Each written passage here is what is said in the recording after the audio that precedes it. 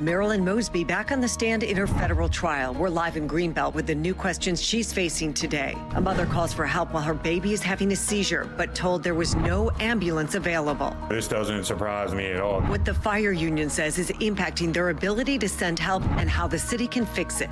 Then we ask Baltimore's top prosecutor how the new juvenile crime plan will help him tackle the crisis.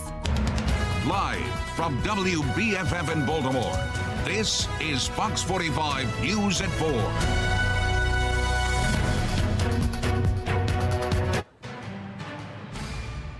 Thank you for joining us today. I'm Kai Jackson. And I'm Mary Bubala. We come on the air with multiple breaking news stories. In Baltimore County, a student was stabbed at Kenwood High School this afternoon. According to police, the school was placed on a brief lockdown after a male student was found suffering from multiple stab wounds. He was taken to the hospital. A second student has been detained in connection to this stabbing incident. Coming up at 4:30, Vincent Hill will join us live with the latest on this investigation at Kenwood High School in Essex. Also breaking tonight, Baltimore Ravens tight end Mark Andrews helps a woman having a medical emergency on a Southwest Airlines flight today. According to users on X, Andrews told the medical personnel to use a blood glucose monitor on a patient who is suffering, or a passenger suffering from extremely low blood pressure. Staff on board the plane were unable to find a strong pulse in the woman, so Andrews asked if her blood sugar was low and then prompted them to stabilize her heart rate. Paramedics were able to get to the woman once the flight landed in Phoenix. Now, Andrews confirmed the incident today in a statement. He said in part, quote, "In addition to the fast-acting flight attendants, the real heroes are the nurse and doctor who also happened to be on the plane. Thankfully, they were able to provide the woman quick assistance that she needed." Marilyn Mosby's federal mortgage fraud trial continues today, starting with her back on the witness stand. Fox 45's Mackenzie Frost joins us live from the courthouse in Greenbelt. Mackenzie? Yeah, Kai and Mary, it was an abbreviated day in court here. The jurors were excused for the day around 2 o'clock, and that's because everyone has rested their case. But going back to the beginning, Marilyn Mosby was back on the witness stand for the cross-examination, facing questioning from the prosecutors. And that exchange really was tense at times once again. Now, while she was on the witness stand, Marilyn Mosby was asked several times about that mortgage application, multiple mortgage applications.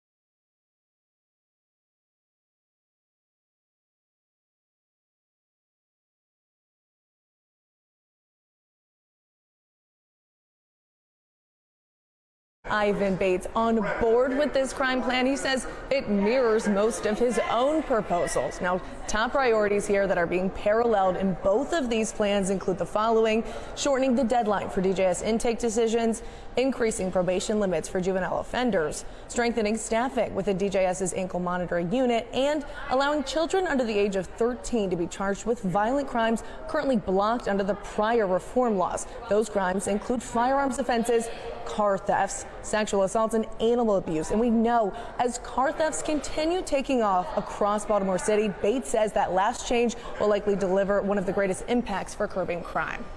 I think it will have an impact because you will not see older people, older kids using and abusing younger kids. Because keep in mind, this is not once again about incarcerating young people, it's about also protecting young people.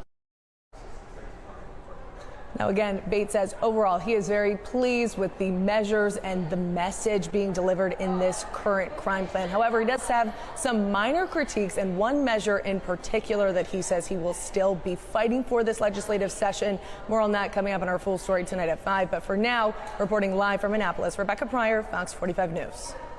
Rebecca, thank you. The Maryland State's Attorneys Association sent Fox 45 News the following statements on response to a series of questions that we sent. When asked, do you support the legislative package announced by the General Assembly leaders yesterday, the group said it generally supports the legislation. We also asked if the legislative package goes far enough to help their offices hold juvenile offenders accountable. The MSAA said it believes it is a good start in addressing the issues we've identified in the juvenile law, end quote. And in response to our question, are you concerned repealing the Child Interrogation Protection Act is not part of the proposed package? The MSAA says it believes the child interrogation issue still needs to be addressed, whether it is in this legislation or an amendment in another bill. Democrats say car thefts are one of the biggest juvenile crime problems for police. The legislation introduced on Wednesday would expand the jurisdiction of the Maryland Department of Juvenile Services to children under 13 for several offenses, including car thefts. I think it will have an impact because you will not see older people, older kids using and abusing younger kids. Because keep in mind, this is not, once again, about incarcerating young people. It's about also protecting young people. We have to do it in a way that's fair, that's equitable, but getting young people the services as quickly as possible. And I think this allows us to be able to do that. For months, we've been hearing from residents frustrated with the record-breaking number of cars being stolen, and in many cases being stolen by kids. I'm 49 years old. I work hard for my little piece of crap. I'll be damned when these little kids come and try to steal my cars. I'm gonna give them something they could get stolen. I'm not playing that. People work hard for their cars. According to Baltimore City Police, 682 vehicles have been stolen so far this year, and it is only February 1st. Last year, Baltimore reported just over 11,000 auto thefts. That's up from just over 3,500 in 2022. That is a more than 200% increase. And according to DJS, there has been a 63% increase in car thefts involving juveniles. If you have a stolen car story or you know somebody who's been impacted by the spike in auto thefts, we want to hear about it. Scan that QR code on your screen, tell us what happened, or send an email to news@foxbaltimore.com.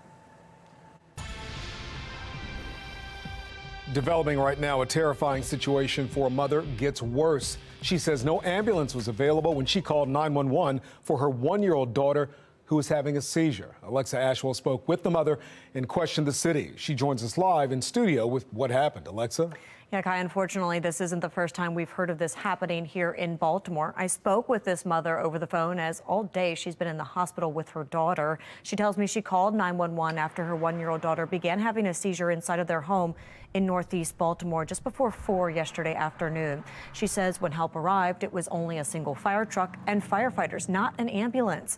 The mother says she was told there were no medics or ambulances available and that she should transport her daughter herself to an urgent care.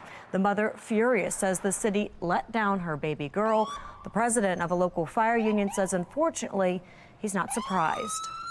I can't imagine her fear, and then, you know, when a fire truck shows up and you're expecting an ambulance, it's definitely out of our control as members on the street. We run out of resources daily in the fire department when it comes to our medics. We only have a certain number of medics, and usually they're tied up on other calls. They're tied up in the hospitals, and, you know, it's difficult for us to have minimum resources available and then still try to respond with the call volume that Baltimore City receives.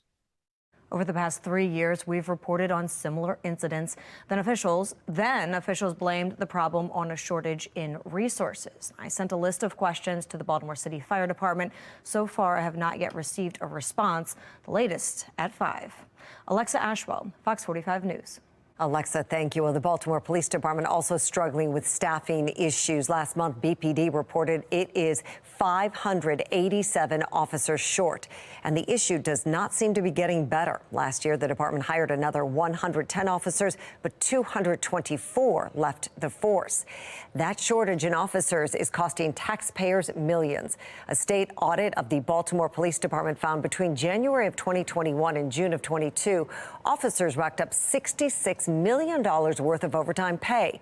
In 2022 alone, auditors claim 100 officers recorded more than 1,000 hours of overtime.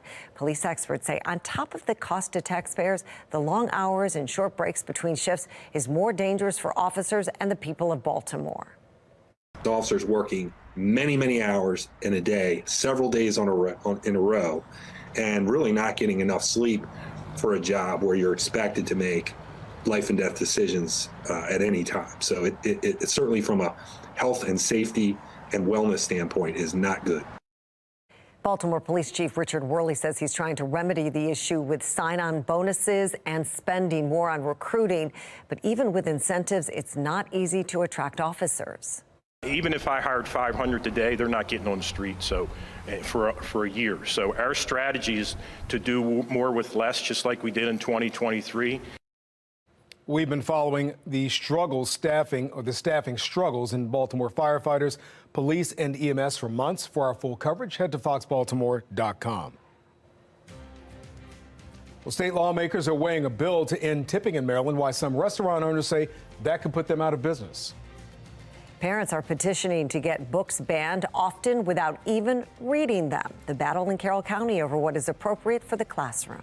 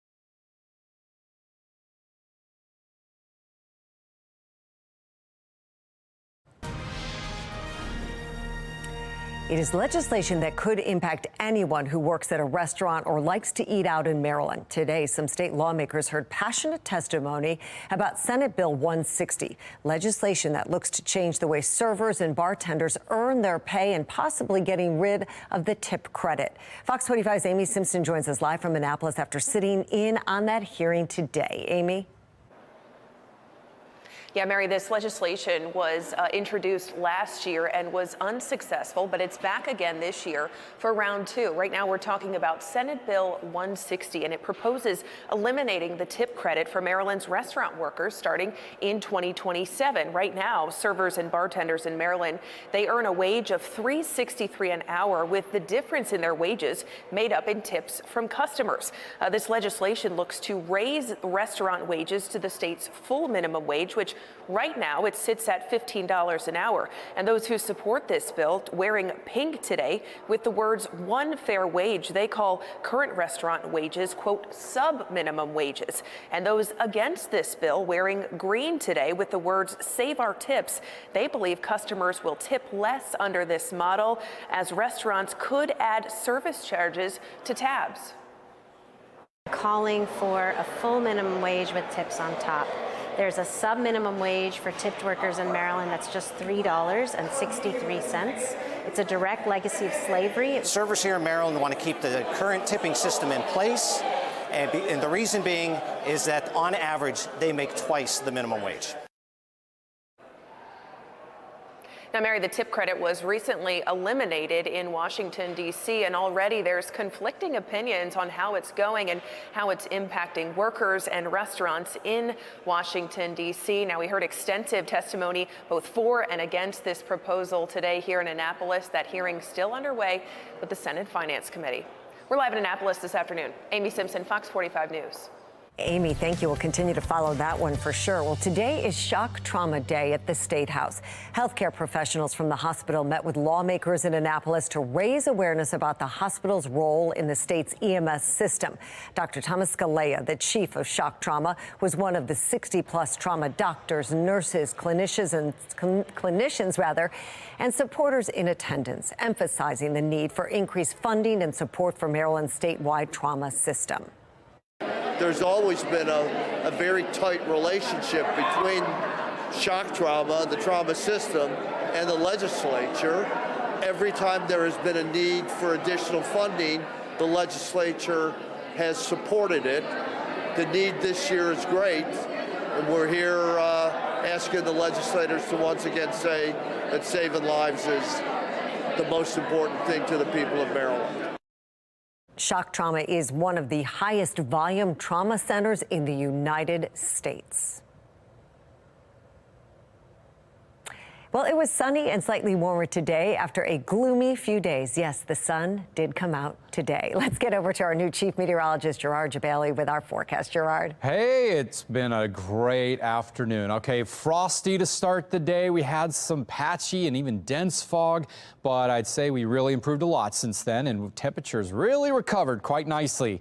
It got cold last night, low 30s to even 20s across much of the area, but we're up to 55 right now. Variable winds around 5 miles per hour. Very, very pleasant, at least for the first day of February. Happy February. And by the way, things are going to improve a lot through this month. We're going to be gaining a lot of daylight on the back end with our sunsets. We're going to gain about 30 minutes of daylight. So there we go, ending around February 29th, 5:58 p.m. So we're going to be talking near 6 p.m. for sunsets. And then on the front end, sunrise is happening a little bit sooner, so we're going to gain over an hour of daylight just in this month alone. I love that because things just feel so much better when you can get outside and see things versus the darkness of winter. That's going to start fading away a lot. All right, right now it is feeling pretty comfortable out there in the 50s, but water temperature around 41 degrees.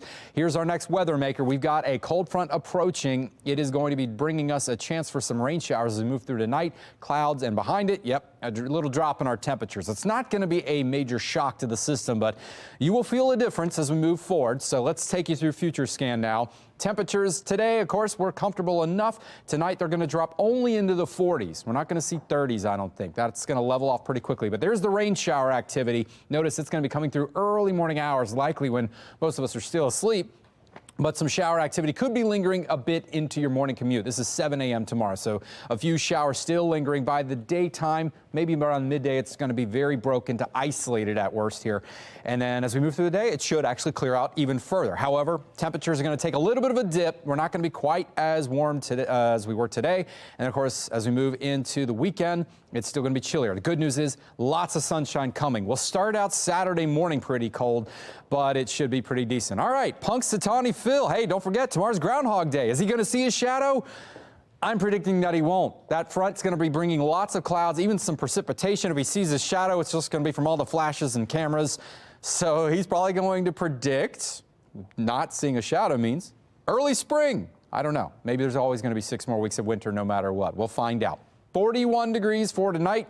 Again, pretty chilly. Your 7-day forecast, though, at least we get into the weekend. It's going to warm back up a little bit here, giving us a break back to 53 degrees or so on Sunday, and looking pretty dry beyond that. Again, just our chance for rain tomorrow morning pretty early. Once vetted by Major League Baseball and approved via owner's vote, David Rubenstein and his group will be running the Orioles. But when's that going to happen? I'll break it down next on Sports Unlimited. Baltimore is one of the fastest shrinking cities in America. What it means for you and why it's been such a struggle getting people to stay.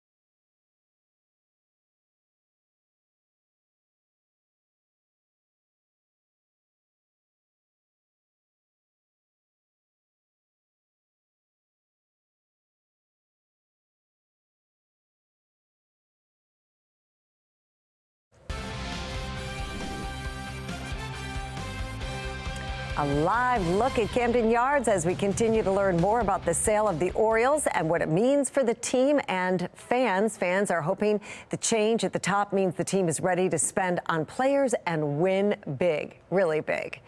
Sports Unlimited's Morgan Atzett joins us live now with the very latest on this. Morgan. Yeah, Mary, I would tell those eager fans to pump the brakes just a bit. I mean, come on, you waited 30 years for change to happen. You can wait and see how these next few months unfold, because why a deal is in place to sell, it has to be approved, and that will take some time. So here's what's happening. Major League Baseball will vet this deal, as well as Baltimore native and billionaire David Rubenstein. Then it has to go to vote and pass with MLB owners' votes by at least 75%. They meet next week, but it's highly unlikely it can happen that quickly. Owners are not set to meet again until May, but can always call a meeting to put this to vote. These ownership changes usually take several months. Once official, while it's still being reported as 40% until Peter Angelos passes, David Rubenstein and his group will own the O's, with Rubenstein running the show.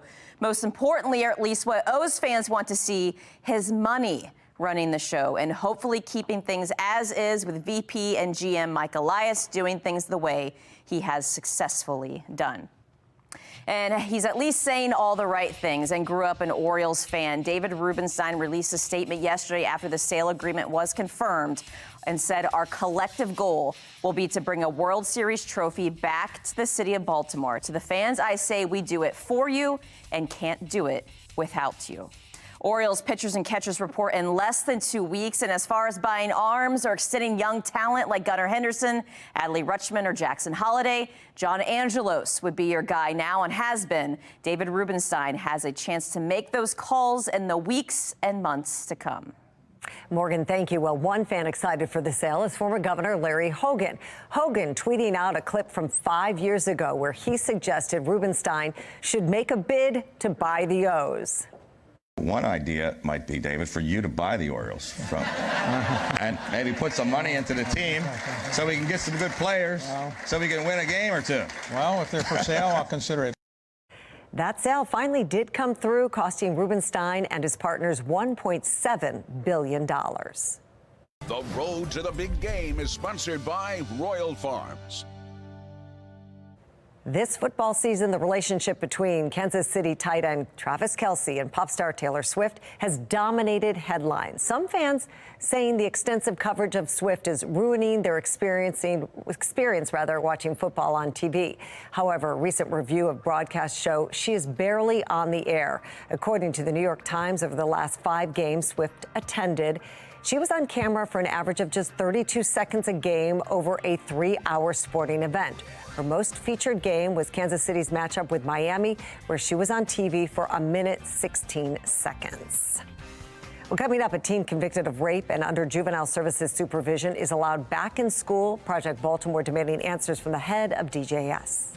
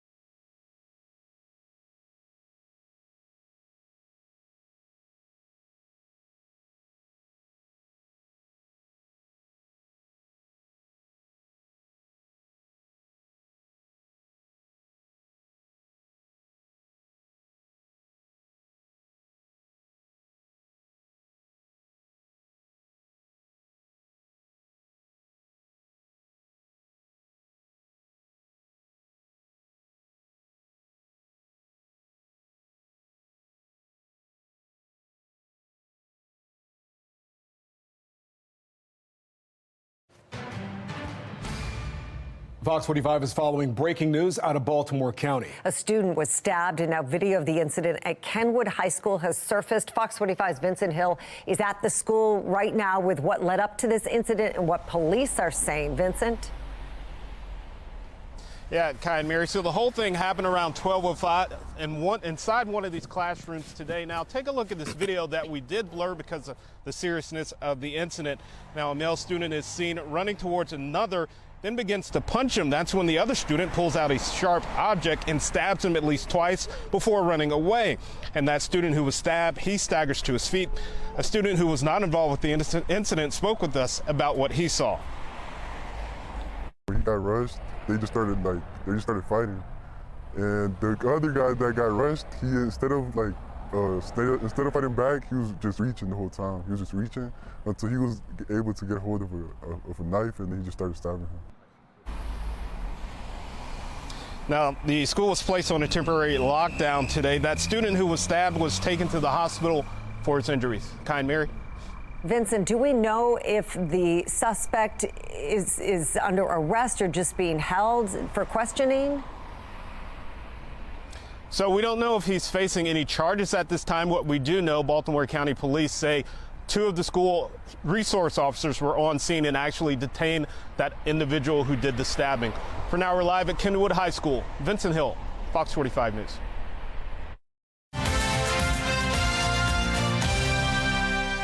Today, the questions for the Department of Juvenile Services in Maryland after a Project Baltimore investigation finds a 15-year-old convicted of rape attending a Maryland public high school. As Project Baltimore's Chris Papps explains, the head of DJS dodged many of our questions, but we're learning more about his stance on sex offenders in a video from his past. Mr. Schiraldi, we've sent your office a couple emails concerning... Vincent Schiraldi is the secretary of the Maryland State Department of Juvenile Services. For nearly a week, we have been trying to speak with him concerning a Project Baltimore investigation that sparked outrage. Excuse me. A 15-year-old rapist under the supervision of DJS attending a Baltimore City high school. We've sent your office a couple emails concerning Patterson High School and the convicted rapist who was a student there. Yeah, and the comms folks are getting back to you guys on that. I think that should happen today. Thank you very much. Okay, do you think... Well, excuse, I'm shaking hands. Okay. Thanks. You can have this. Well, do you think it's appropriate that a convicted sex offender is a student inside of a public high school? Can you just hold on just one second? Well, you're the secretary of the Department of Juvenile Services. Why are you taking my microphone? In late December, the 15-year-old pleaded to second-degree rape in Harford County, but he was not detained or committed to a DJS facility. Instead, the Department of Juvenile Services recommended probation and counseling, and he was ordered to have no unsupervised contact with children under 15. By early January, he was back in school in Baltimore City. When he returned to Patterson, the 15-year-old was facing an additional second-degree rape charge in Baltimore County for an alleged incident in April 2022. We cannot confirm if DJS knew about the second case when recommending probation. Sir, can you just give me a minute? What do you say to parents who had students that were in class with a convicted sex offender and they didn't know? So I think that you should get the response for us in the proper way and not do paparazzi stuff right outside of it. Paparazzi? I'm at a public event, sir. I mean, just what do you say to parents? That's all we're asking. What do you say to parents who had students who were sitting in class with a convicted sex offender? I don't know anything about the case you've sent to me. That's why we're looking it up and we're responding to you. But thank you very much. By law, Maryland does have a juvenile sex offender registry, but it's only for law enforcement. It's not public like the adult registry. And according to Baltimore City Schools, a juvenile who is not on the sex offender registry cannot be removed from the school unless there is an imminent threat of serious harm to the health and safety of other students and staff. Do you think the legislature should look into a situation like this? Schiraldi would not answer our questions about the situation at Patterson, but he has spoken in the past about public sex offender registries. He believes they should be abolished. The recidivism data for people who have committed sex offenses is no higher and often lower than a bunch of other people. Schiraldi, back in 2020, was a senior research scientist at the Columbia University School of Social Work. In May of that year, he took part in this online discussion called the Evidence-Based Case for Ending Sex Offender Registries. Electronic monitoring, house arrest, intensive supervision. In the video, the panelists argue that registries fail to keep the public safe, and the stigma creates an underclass of people who struggle to find a good job and safe place to live. They're not subhuman because of that behavior, and I feel like we've let that go. And I think that we won't win the policy debate until we remind people that even when you do a really bad thing that some people find very disgusting, you're still a human being. In the discussion, Schiraldi goes beyond just ending sex offender registries. I see a lot of messages about abolishing the registry, and you could say the same thing about probation and parole, about community supervision, right? Like, I'm torn personally. I lean towards abolition of those things and to figure out a way to capture the savings and put it in the hands of community to help people thrive when they come out of incarceration. Yeah, and the comms folks are getting back to you guys on that. The day after we tried to speak with Schiraldi, his office sent us a statement, which did not answer our questions about the Patterson situation or his views on ending sex offender registries. The statement reads, "The Secretary is leading DJS in making critical changes to provide better services, opportunities, and results for the young people in their care. He believes in accountability for kids who are violating the law. Using a data-informed approach, he is leading the charge to create better outcomes for youth, families, and communities." He should have gone to jail. But these mothers, who say the 15-year-old Patterson student victimized their daughters, feel very differently. They want strict penalties for sex offenders. This juvenile offender is allowed to continue to live his life completely normal. The court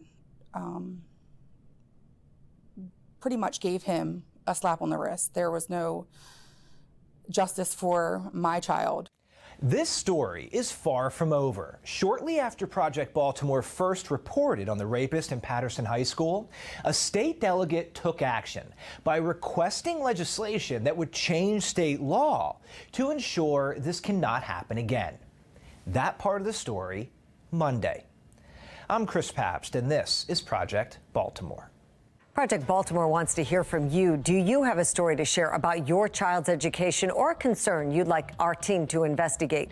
Call the tip line on your screen or send an email to projectbaltimore@foxbaltimore.com. You can also find us on social media. That brings us to our question of the day. Do you think the public sex offender registry should be abolished? Head to foxbaltimore.com/vote to weigh in. For decades, Baltimore City has witnessed thousands of residents pack up and leave town. And now Baltimore is ranked among the fastest shrinking cities across the nation. Fox 45's Megan Gillen spoke to a taxpayer watchdog on what could be causing the rapid decline. A new report just out this week shows Baltimore's population is shrinking. Take a look here. Charm City landing 4th on Insider Monkey's list of the 15 biggest U.S. cities facing depopulation by the year 2100. Taxpayer watchdog David Williams weighs in on why he thinks this is happening.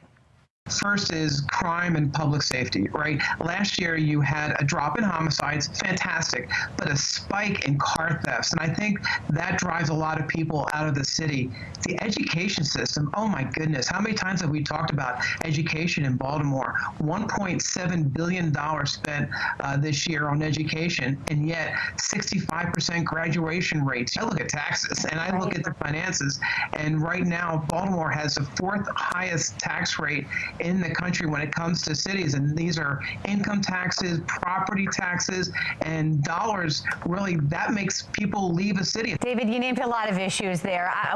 Can it be fixed, and how long would it take to start bringing people back in? That's the beauty of this. It can be fixed. All the 3 things I mentioned can be fixed. The crime, the education, the taxes. Baltimore is a beautiful city. It just needs to fix these things. Well, joining Baltimore City in the top 5 cities here dealing with shrinking populations, Cleveland, St. Louis, Birmingham, and also Detroit. I'm Megan Gillen, Fox 45 News. Will the war in Gaza hurt President Biden's chances of being reelected? The impact and frustration from pro-Palestinian groups that could have as civilian casualties rise. All right, so as we head into the next few days, well, the first we have to deal with some weather makers is a cold frontal passage tonight. It's going to lead to some morning showers. We're going to be tracking some colder and breezier conditions behind that front. Now, how about next week? Are we going to see a stormier pattern set up or not? We're going to take you through the newest data coming up.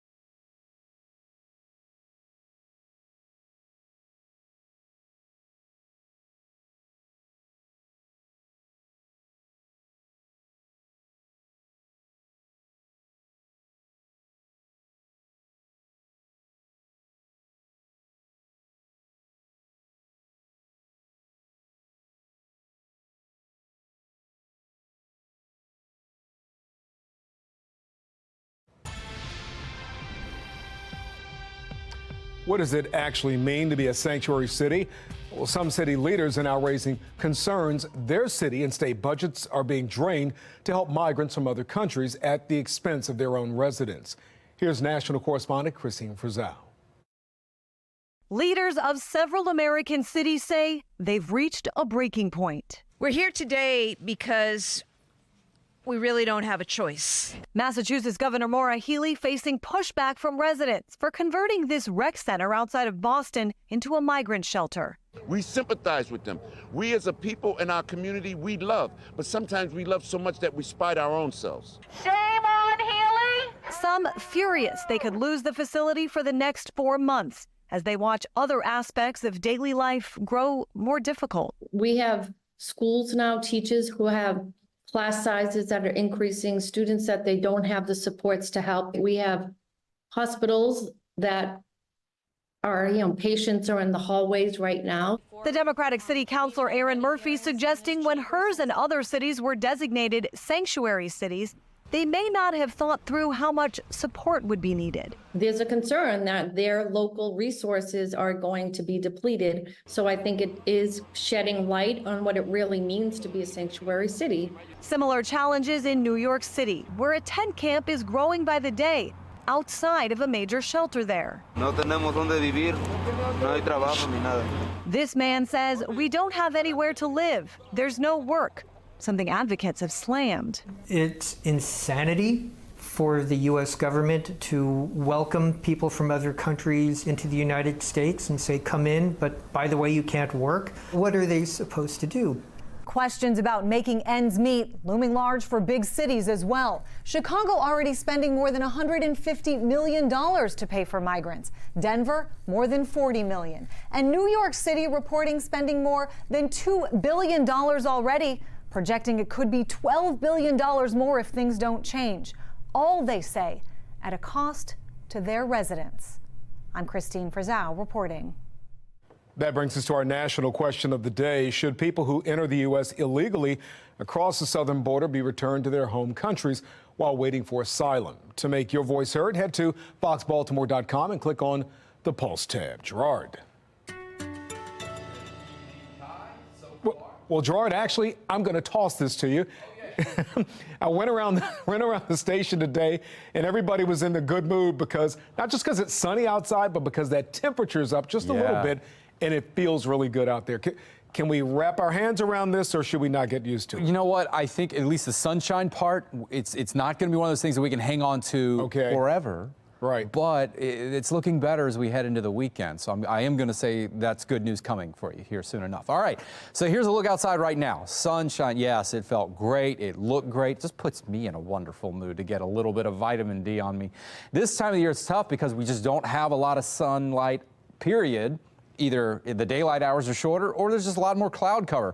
But we made it to 55 today. That felt good. And a lot of us in and around the Delmarva area did see quite a bit of warmer temperatures or more mild temperatures. At least it pushed the colder air even all the way into northern Pennsylvania. All right, so right now we are hanging around with mostly 50s, a few 40s over here towards Bel Air, Elkton, but we're not going to get as cold as we did last night. That's the good news. However, this is what's coming, and this is one thing I'm going to tell Kai that, okay, this is going to knock back some of our temperatures. It's going to bring us some cloud cover, but it's going to be much more brief, very short-lived, and it will do good things for us as we head into the weekend. So we're tracking that front. It's going to slide through as we head through tonight, bringing us a chance for some rainfall, mostly while we are all likely going to be asleep. So we're talking about showers overnight. This is showing it around 4 a.m. on Future Scan. Temperatures will be at least held in the low 40s to start your morning, so it's going to be kind of a dreary, chilly rainfall. May linger into your morning commute, but as we get through the day, some of that will really start to fade away. We're only going to see it kind of spotty, and then a little bit of a break in the clouds too. We will only get into maybe the mid 40s tomorrow. And then as we get into the weekend, it will be colder. That cold front's going to do that, but it will not be cloudy. The clouds will get swept away by that front. We'll see more sunshine, and it will just feel so much better. So there it is. The colder air will linger here as we move through Saturday, but we're only talking a few degrees, you know, colder than what we have been seeing, so it's not terrible. That one storm system is what I'm tracking will move to the south. It's only going to sort of influence bringing more of the colder air out of the north, but we were also tracking a stronger system possible much later. We're talking 12 days from now. Today's new data shows hardly a thing as it crosses. Now, this is only one model we're watching here. We've got a second one, and it is showing more stormier patterns here setting up, but it's still 12 days away, so it could go either way, Kai. We were talking about this, whether it's going to be the American model that wins or the European model. We'll find out. Those are the two long-range ones that we will be watching here in the coming days. 41 degrees tonight. But going into the future, at least on your 7-day, sunshine for your weekend, just a little bit cooler. All right, Gerard, thank you. Coming up at 5 o'clock on Fox 45, how closely do DJS head Vincent Schiraldi's philosophies match up with Governor Moore's? We examine their relationship as our investigation into Schiraldi's past continues.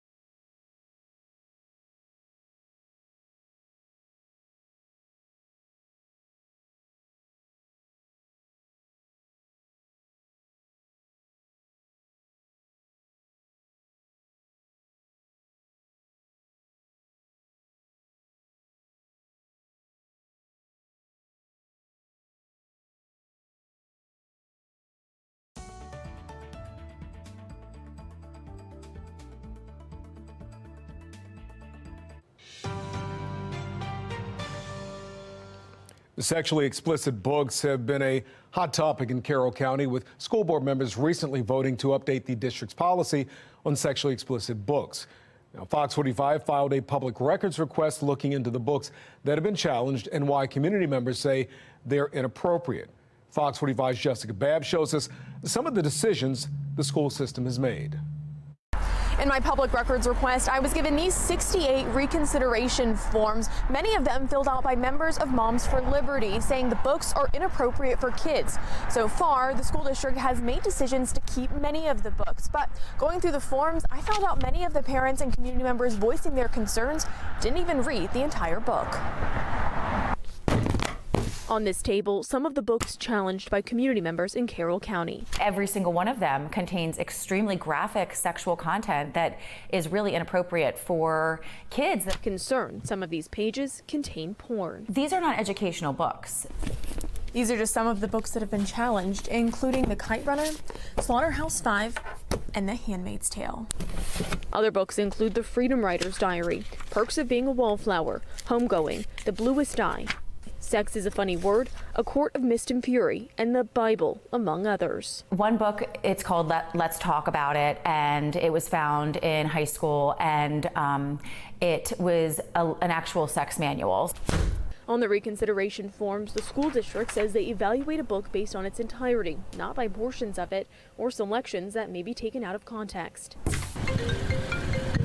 Parents do have the right to decide what their children read, but it's completely different, when their preferences are, extended to other, students, and, that results in limiting access to others that, may find these materials valuable. Having the open access helps people to develop, empathy, critical thinking. While some people did provide detailed information about their concerns, others didn't. Looking through the 68 forms I received, on 51 of them, community members checked a box saying they hadn't read the whole book. We've seen it more and more, so it's becoming, very common for parents to receive information and without reading, the particular materials. Do you think it's important when parents are challenging these books that they read the materials?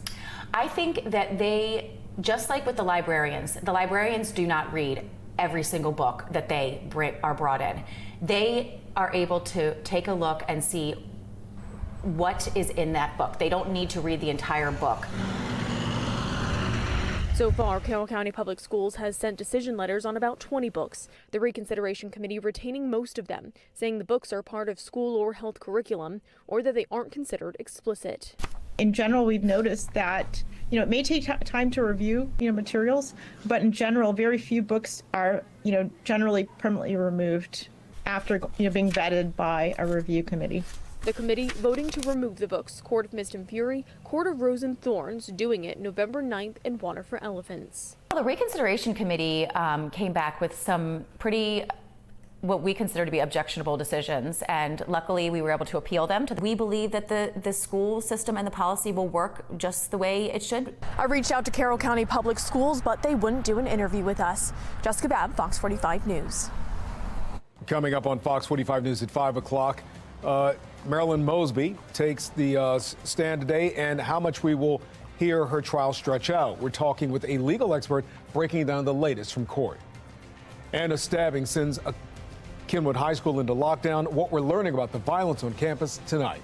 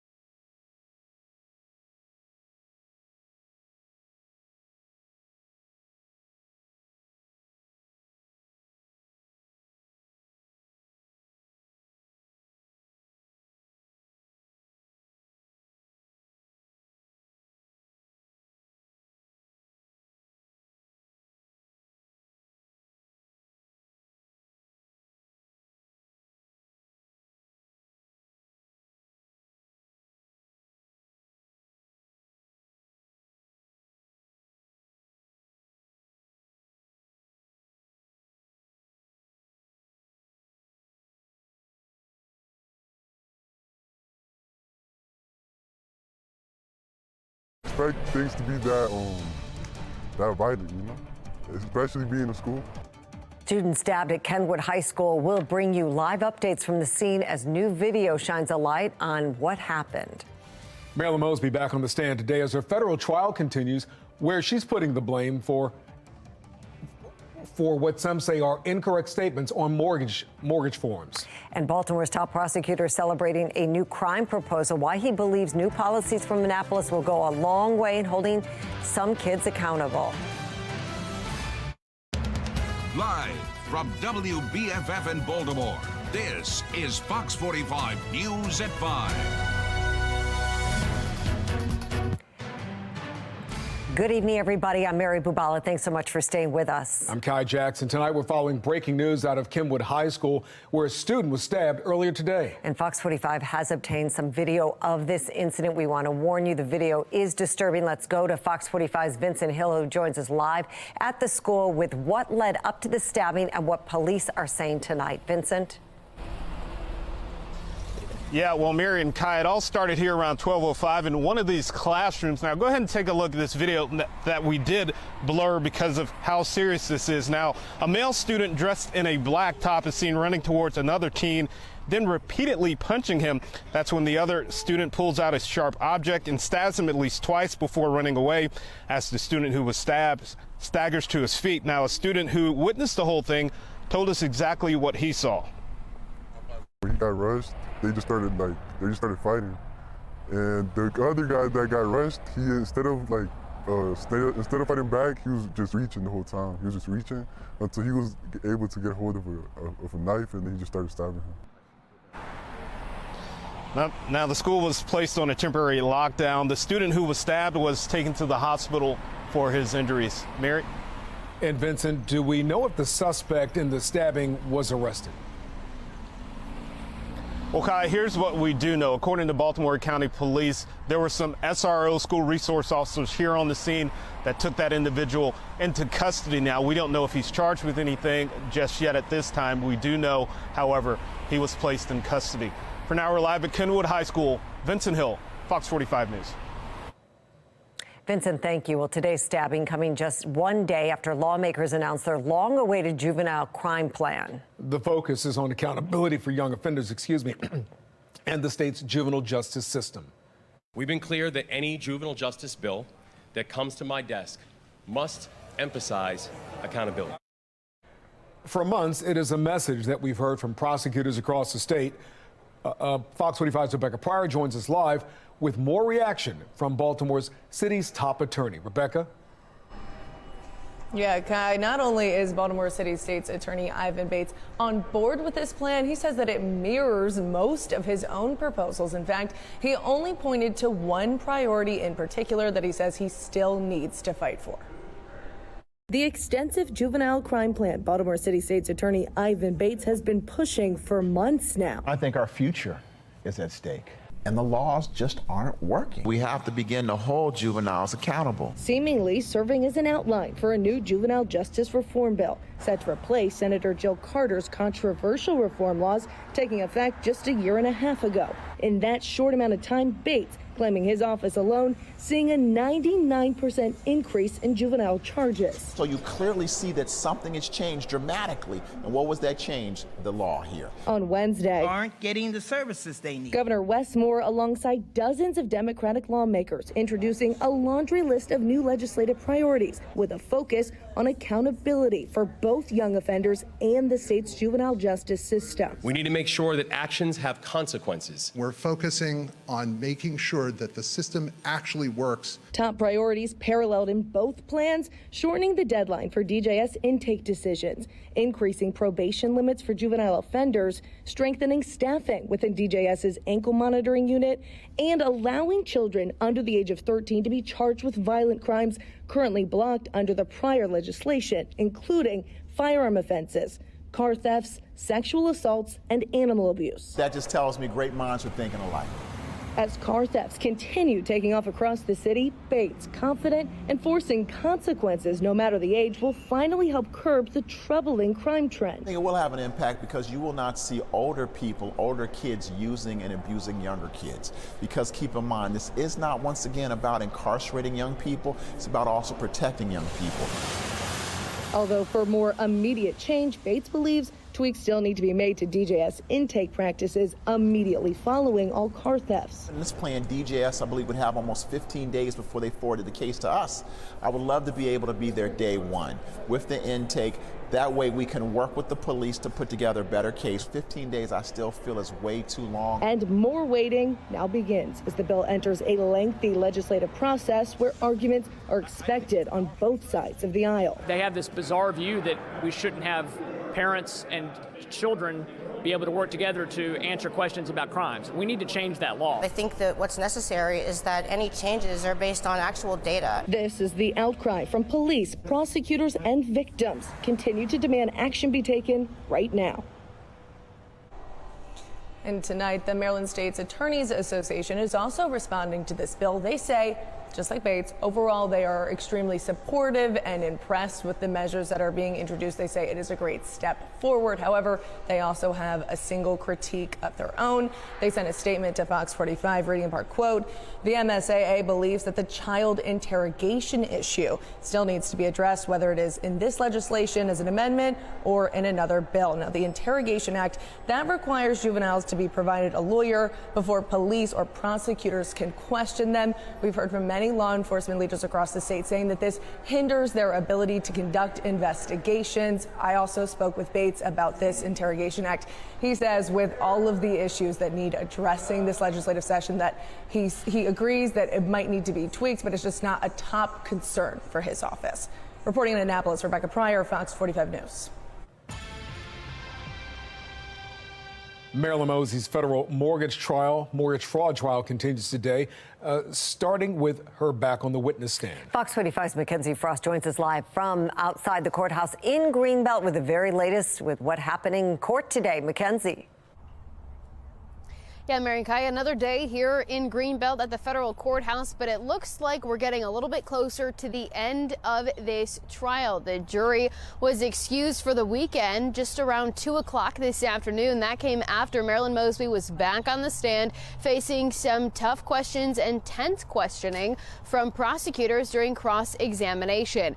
Let's take a look at one of the big issues in this case are the mortgage applications. Marilyn Mosby was asked about the box that we can see now that indicates that she checked no to the question about whether she had outstanding tax liabilities or other debt. Now, Marilyn Mosby says that her mortgage broker was the one who filled out those forms for her, blaming them for pre-populating them. However, she did say she reviewed them before she signed them. Now, Marilyn says that she believed at the time when she signed that Nick was up to date on the installment payments that he had with the agreement with the IRS to pay off some of those back taxes. So she didn't think anything of that box at the time. During questioning that continued, however, prosecutors asked her if she was directed or instructed not to disclose the debt, and she said no, she was not. Kai? So, Mackenzie, did Ms. Mosby have anything to say about the letter indicating that she'd been in Florida for, 70 days when she was trying to buy that condo in Longboat Key? Yeah, a lot of the letters and the documents continue to be brought up, whether it's on cross or redirect or direct questioning, depending on who's on the stand. And this letter that we continue to come back to, as we can see here, Marilyn says that she was directed to write it again by her broker. This goes back to Marilyn blaming other people for the situation that she finds herself in. She says that it was her broker's idea to write this letter, indicating to potential lenders why she wanted to buy a second house in Florida so closely after she purchased the first home in Kissimmee, Florida. She says that she wrote that she had been in Florida for the past 70 days because she thought that was accurate. She said that it was an estimate of the time. However, we know based on records and testimony from previous witnesses, including an FBI forensic accountant, that Marilyn had in fact been in Florida for 37 days instead of 70. Now, if we go to a different document, this is the gift letter that again continues to be brought up. Marilyn says that Nick offered to give her $5,000, the money that she needed to secure an interest rate before closing on the Longboat Key condo. She says that she wired Nick the money that we've heard time and time again about because she was concerned that Nick would not have enough money in his bank account to give her the $5,000. Again, she says she didn't really think anything of it because Nick said he would have the money, but as we know now, Nick did not have the money, and the jury heard that Marilyn Mosby was the one who gave Nick that $5,000. Mary? Mackenzie, what is the timeline for this trial then to fully wrap up? That's the big question that I'm sure is on the minds of many of the jurors as well. Judge Grigsby visibly getting frustrated with the lawyers today, talking several times about the length of this and the number of delays that we have seen throughout this case. Now, we will say that the jury was excused today for the weekend because both sides have finally rested their case. The judge says after we have continued to hash out some final details on jury instructions, we expect to see closing arguments begin Monday morning, which means the jury could start deliberations potentially Monday afternoon. We're live in Greenbelt. Mackenzie Frost, Fox 45 News. Mackenzie, thank you. In just a few minutes, we will be speaking with criminal defense attorney Kurt Nachman, who is not affiliated with the trial, about Mosby's testimony and the impact it could have on the future of the case. Imagine being at home with your one-year-old daughter when suddenly she has a seizure. You call 911, but the proper help never arrives. It is so scary. That's what one Baltimore mother says happened to her just yesterday. Alexa Ashwell joins us live in studio with her story. Alexa. Yes, Kai Mary, I spoke with this mother over the phone as she's been in the hospital with her daughter throughout the day. You can imagine how this frightening experience quickly turned into frustration and now the demand for answers. It was from inside this apartment building in Northeast Baltimore where a mother says she frantically called 911. Her one-year-old daughter was having a seizure and the family needed help. But when help arrived, she says it was only a fire truck and firefighters, not an ambulance. Confused, the mother says she questioned the firefighters who advised there were no medics available. Her shock then turning to anger when she says she was told to transport her daughter herself to an urgent care. I can't imagine her fear, and then, you know, when a fire truck shows up and you're expecting an ambulance. Matthew Coster is president of a local firefighters union. He empathized with the mother, but unfortunately says he isn't surprised an ambulance wasn't available. We run out of resources daily in the fire department when it comes to our medics. We only have a certain number of medics, and usually they're tied up on other calls. They're tied up in the hospitals. It's difficult for us to have minimal resources available and then still try to respond with the call volume that Baltimore City receives. The call volume, coupled with the staffing shortage, has been a problem here in Baltimore for years. Our city not just failed my son, they failed us as taxpayers, us as parents. Just last year, this father said only a fire truck pulled up to their house when he called 911 after his son had a seizure. When they showed up, they had no ETA on the EMT that we needed to take my son to the hospital. In 2022, the frustration heard from first responders firsthand over the Baltimore City Fire Department radio traffic. For the third time, we told you we are out of service per EMS2 for relief. I'm completely prepared to tell my driver to disembark, and I will drive this thing in either heart. And in 2021, you may recall the 12-year-old child who waited about an hour for an ambulance after being involved in a crash here in the city. Union President Coster says the public needs to be better educated on what constitutes an emergency response in order to free up resources. From stubbed toes to stomach aches to I just don't feel well. And the department better funded by the city. Something that needs to change. You know, you can't balance a budget on the back of the fire department. And that's what, you know, the history of, you know, the city's administration just wants to keep cutting us, and it's not working.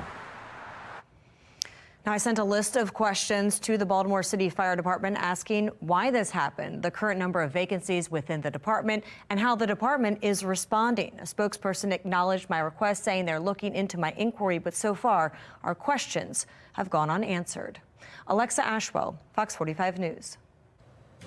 Alexa, thank you. Taking books off the shelves in Carroll County schools. A closer look at what goes on into deciding which books aren't appropriate for kids. New legislation could impact service workers or anyone who likes to eat out. Why restaurant owners say they may have to close down if the tip credit is thrown out. And as we look ahead, well, we're going to be tracking a few things. One of those is going to be a cold front coming right our way.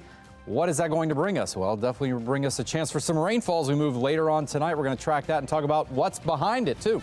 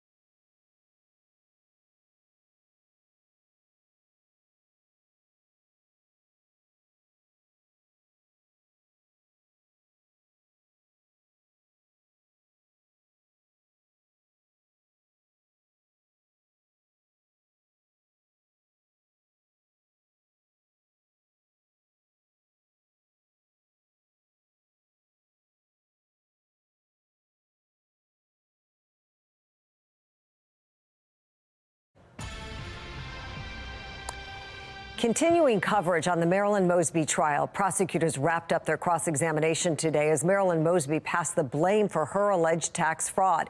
In court, Mosby again blamed her ex-husband, Nick Mosby, for lying to her about their finances and her mortgage broker for improperly filling out key forms related to her real estate purchases. Let's bring in criminal defense attorney Kurt Nachman. He is not affiliated with this case, but is speaking to us as a legal expert tonight. Kurt, thanks so much for joining us. Thanks for having me. Do you think it helped Marilyn Mosby's case that she took the stand, unlike her previous trial where she did not? Well, probably not. I mean, the ostrich defense in a case like this only gets you so far.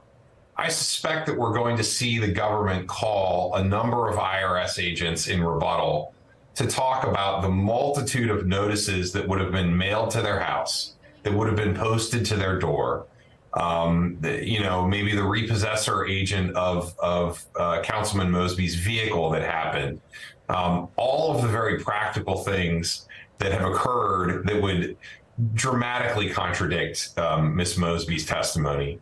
And ultimately, the other problem you have here is, like, you're not just a lawyer. At the time, you were the top lawyer for a prosecution in Baltimore. And, there's the kind of you should know better component of this, signing documents without reading them, saying, well, someone else takes care of all those problems for me. I mean, lawyers are supposed to know better and are supposed to read agreements that are in front of them. And I think a lot of the things that Ms. Mosby said are going to fall pretty flat on the ears of the jury. Marilyn has made it clear she believes she didn't break the law because she claims she didn't know about Nick's financial problems, but admits that she was losing trust in him and didn't ask for proof that the lien, we're talking about that tax lien, was paid. So I'm thinking you think the defense doesn't have enough to get a not guilty just by what you have just said. Yeah, I mean, my understanding is that what she said, and again, I'm not at the trial, so I don't hear her testimony in person, and it's coming through news articles. And you know, my understanding of what she said was that you know, I saw my husband at a news conference, and he said he'd cleared things up, and she's signing forms under the penalty of perjury under oath, believing something that she has said she doesn't trust the person said at a news conference. That just doesn't even make a lot of sense if you break that down into individual components. And we know that this trial is dragging on. The jury was told to plan for possibly 3 weeks, but closing arguments will stretch into week 4. Does the length of this trial impact the jury and their decisions in any way? Of course, jurors have lives. They have places they need to go and things they need to go back to do. And so, you know, you could end up losing 1 or 2 or 3 or more jurors, potentially resulting in a mistrial. That is a critical issue that the judge has already expressed concern about. All right, Kurt Nachman, thank you so much for your expertise tonight and joining us. We appreciate your insight. Thank you. Thank you. Well, it has been a pretty good day overall. Good evening, everyone. I'm Chief Meteorologist Gerard Bailey. Today, I'd say overall, we really lucked out. We had a little bit of clouds and cold this morning, even some fog, but the afternoon, perfection. For February standards, this is the first day of it, 55. Not so bad. It's 54 degrees now. We've got a light south-southwest wind, and we're going to continue to see things, unfortunately, deteriorate a little bit as we move through tonight. But I have some good news to pass along. As we move through February, we're going to gain a lot of daylight. In fact, right here from along the latitude between Baltimore, St. Louis, all the way out to San Francisco, we're going to get about an hour's worth of daylight throughout this month. Of course, the further north you go, the more daylight you gain. And across Baltimore, well, more daylight can also mean not just brighter skies, maybe some warmer temperatures too. 54 degrees is where we're still sitting, of course, and all that warm air in and around the Delmarva region has been able to get kind of pushed a little bit further north, inching closer and closer to maybe we'll see some more 60s soon. All right, temperatures again around the region, not too bad, still fairly mild tonight. It's not going to be as cold. We've got a cold front that's approaching. It will bring us a chance for rain later on tonight first. Then it'll knock back our temperatures. That rain is likely going to come through very late tonight, more likely the early morning hours. This is around 4 a.m. By 7, it's still lingering a bit into your morning commute, but not terribly bad. I think it'll just be kind of a wet, damp road as you move out into the Baltimore area or anywhere else that you might have to commute to. As we move through the daytime, though, that should dry out a bit, and we should see the clouds start to break up too, but it will be another cold night as we move into Friday night and Saturday. The good news, though, sunshine is coming back as we head into the weekend. Now, the good question tomorrow, don't forget, it is Groundhog Day. Is Punxsutawney Phil going to see his shadow or not? Well, all the clouds, I'm going to say he's not going to see his shadow. If that happens, and he reports that, the folklore says, he will say we were not going to have much more winter to deal with. Early spring on tap. Let's see if that really comes true. 48 degrees is only your high tomorrow, but there you go. Saturday and Sunday, back to the sunshine, upper 40s to 50s, and no rain until later next week. Once vetted by Major League Baseball and approved via owner's vote, a new investment group will be running the Orioles. But when is that vote coming? We're breaking it down next on Sports Unlimited.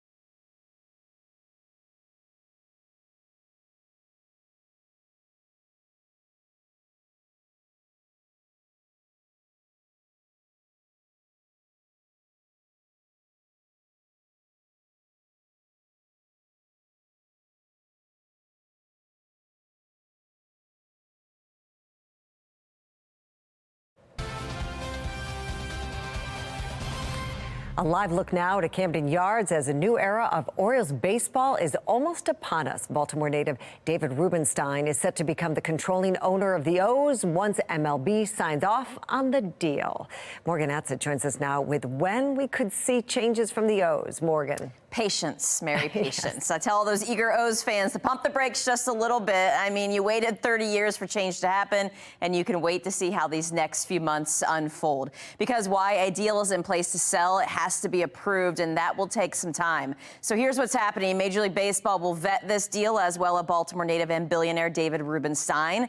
Then it has to go to vote and pass with MLB owners' votes by at least 75%. They will meet next week, but it's highly unlikely it can happen that quickly. Owners are not set to meet again until May, but they can always call a meeting to put this one to votes. These ownership changes usually take several months. Once official, while it's still being reported as 40% until Peter Angelos passes, David Rubenstein and his group will own the O's with Rubenstein running the show. Most importantly, or at least what Orioles fans want to see, his money running the show and hopefully keeping things as is with VP and GM Mike Elias doing the things that he has successfully done. He's at least saying the right things right now. Grew up an Orioles fan, and David Rubenstein released a statement yesterday after the sale agreement was confirmed, saying our collective goal will be to bring a World Series trophy back to the city of Baltimore. To the fans, I say we do it for you and can't do it without you. Orioles pitchers and catchers report in less than 2 weeks. And as far as buying arms or extending young talent like Gunnar Henderson, Adley Rutschman, or even Jackson Holliday, John Angelos would still be your guy for now. David Rubenstein has a chance to make all of those calls in the weeks and months to come once this is officially done with MLB owners' votes. Morgan, thank you. Fox 45 continues our investigation into the head of DJS Pass, how his decades-long relationship with Governor Wes Moore may be impacting the state's crime fight.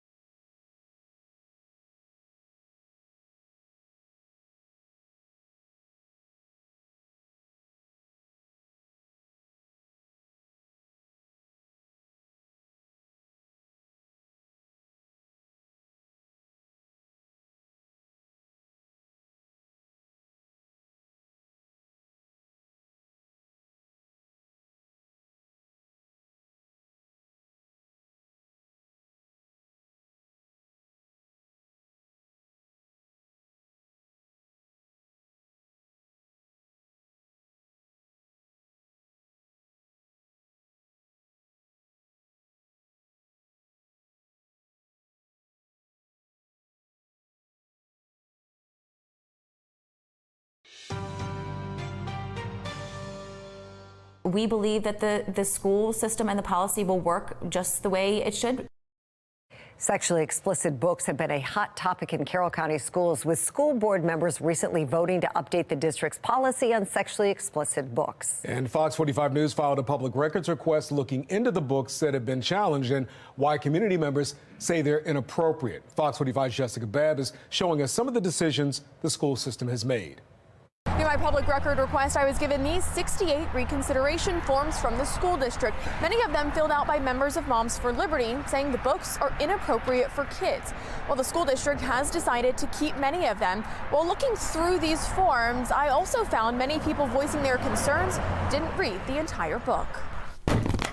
On this table, some of the books challenged by community members in Carroll County. Every single one of them contains extremely graphic sexual content that is really inappropriate for kids. Concern some of these pages contain porn. These are not educational books.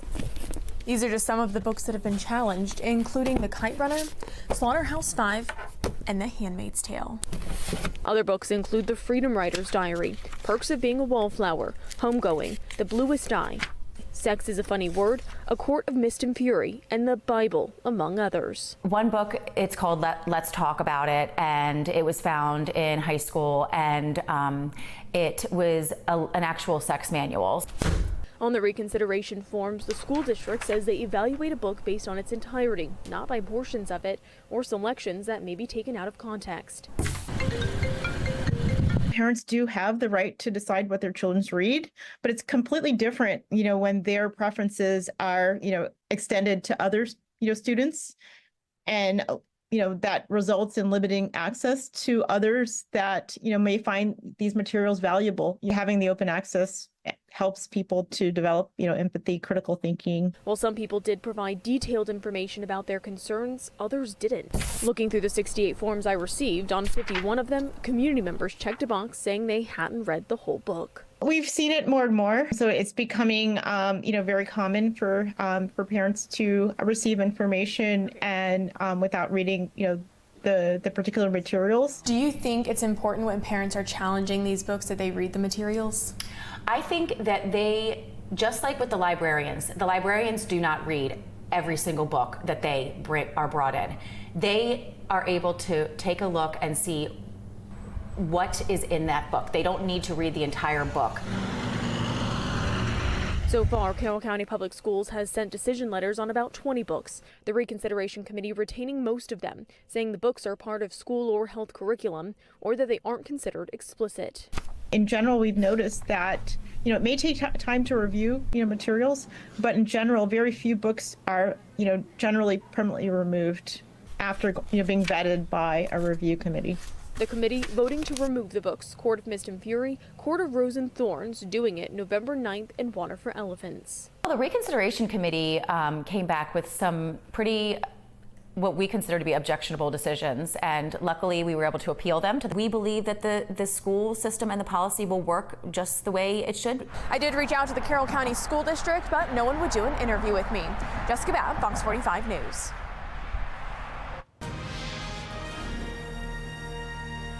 It is legislation that could impact anyone who works at a restaurant or likes to eat out in Maryland. Today, some state lawmakers heard passionate testimony about Senate Bill 160. It's legislation that looks to change the way servers and bartenders earn their pay by getting rid of the tips. Fox 45's Amy Simpson joins us live from Annapolis right now, digging into both sides of this debate. Amy?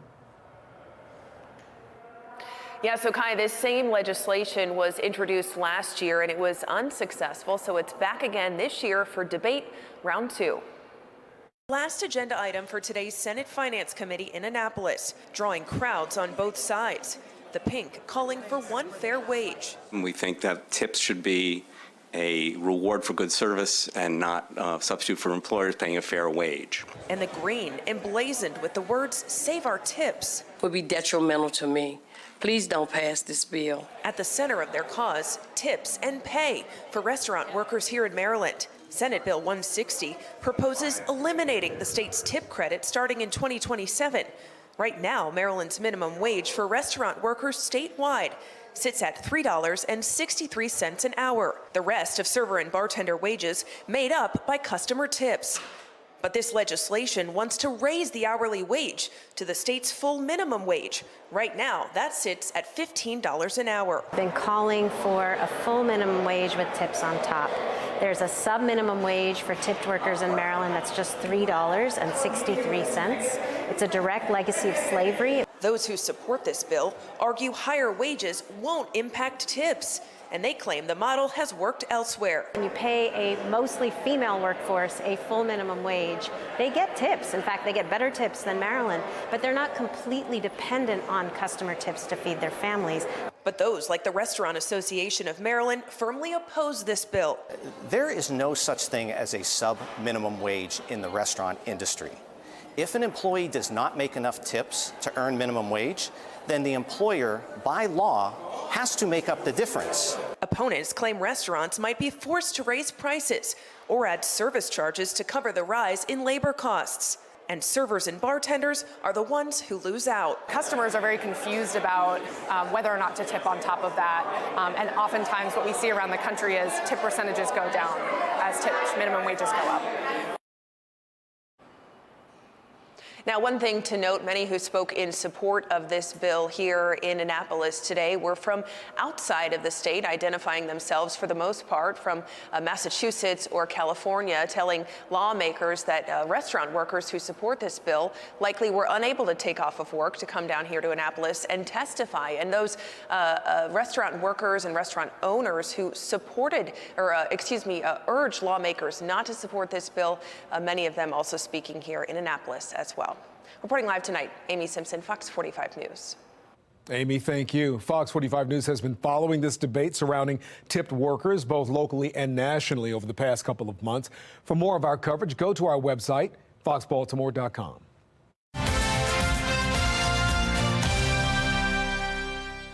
Do you think it's appropriate that a convicted sex offender is a student inside of a public high school? Can you just hold on just one second? Well, I'll just get right back to you on that. Thank you very much. Why are you taking my microphone? The Department of Juvenile Services secretary facing questions over a Project Baltimore investigation that found a 15-year-old convicted sex offender attending Patterson High School. What do you say to parents who had students that were in class with a convicted sex offender and they didn't know? So I think that you should get the response for us in the proper way and not do paparazzi stuff right outside it. Paparazzi? I'm at a public event, sir. I mean, just what do you say to parents? That's all we're asking. What do you say to parents who had students who were sitting in class with a convicted sex offender? I don't know anything about the case you've sent to me. That's why we're looking it up and we're responding to you. But thank you very much. By law, Maryland does have a juvenile sex offender registry, but it's only for law enforcement. It is not public. A student who is not on the registry cannot be barred from attending school in person except in certain cases. And while Schiraldi would not answer Project Baltimore's questions about this situation at Patterson, he has spoken in the past about public sex offender registries. In 2020, he took part in a panel discussion arguing registries don't keep the public safe and they create a stigma that makes it hard to find jobs or places to live for those sex offenders. If all you cared about was public safety and you didn't care one jot about dignity and people's rights as citizens, even then it's lousy public policy, doubly so when you actually care about your fellow human beings. The day after Project Baltimore tried to speak with Schiraldi, his office sent a statement which says, in part, the secretary believes in accountability for kids who are violating the law. Using a data-informed approach, he is leading the charge to create better outcomes for youth, family, and communities. Project Baltimore will stay on this developing story, which has already captured the attention of lawmakers in Annapolis. On Monday, we will hear from a Baltimore County delegate who's requesting legislation to ensure this cannot happen again. Governor Wes Moore has been a vocal supporter of Secretary Schiraldi, writing the foreword for Schiraldi's book last year. Fox 45's Jeff Abel has more on what we're learning about their decade-long relationship and how it may be impacting the state's crime fight. Young people are not just smaller versions of adults. Almost from the beginning, Vincent Schiraldi has ignited a firestorm of opposition. Doing better is no longer allowing Secretary Schiraldi to be in a position that there's a lack of accountability. He is the biggest public safety threat in the state of Maryland right now. But the one person providing unwavering support is Governor Wes Moore. Now, we still have a lot of work to do. But if there's anyone who is up to the job, it's our Secretary of Juvenile Services, Vinnie Schiraldi. It was last year when the governor appointed Schiraldi to lead Maryland's Department of Juvenile Services, but their relationship goes far beyond Maryland politics. In a book Schiraldi authored, which was released in September, Schiraldi thanks the Robin Hood Foundation for providing the primary funding for the book's research. The longtime leader of the Robin Hood Foundation was Governor Wes Moore. Wes Moore helped pay for Vince Schiraldi's research to abolish probation and parole. In the book, Schiraldi makes his case for abolishing probation and parole and describes a fictitious scenario that seems all too familiar.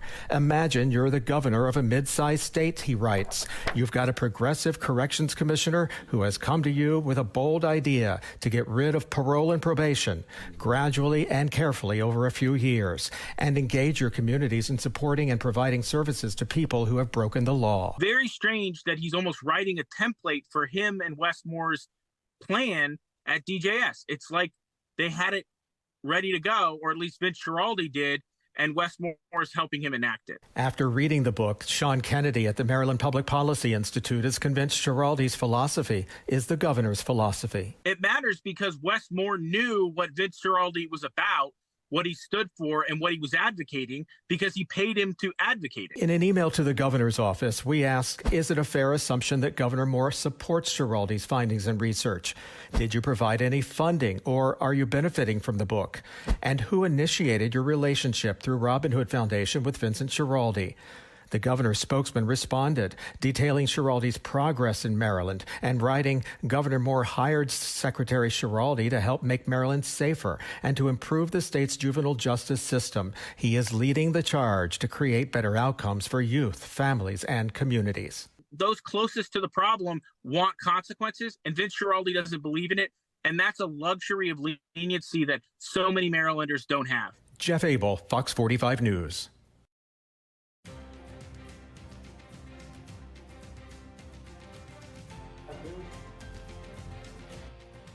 Things will be improving as we get to the weekend, but first, we have a cold front that we're going to be talking about. It will be bringing us some rainfall, but not till later tonight. It's not going to be as cold tonight either. We're going to track this storm system coming and see what could be on the other side of it in just a bit.